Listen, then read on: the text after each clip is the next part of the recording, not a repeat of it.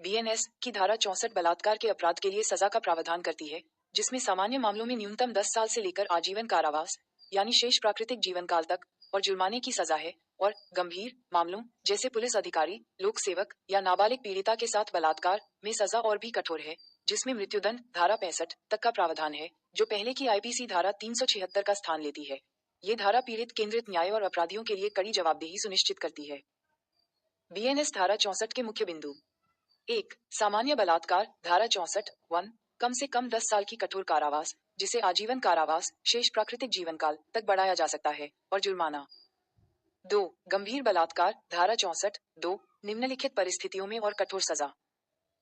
अपराधी पुलिस अधिकारी, लोक सेवक या विश्वास अधिकार की स्थिति जैसे रिश्तेदार, अभिभावक, अस्पताल कर्मचारी में हो।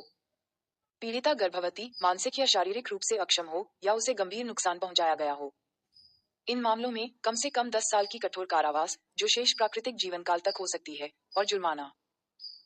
बीएनएस धारा 64 बनाम आईपीसी धारा 376।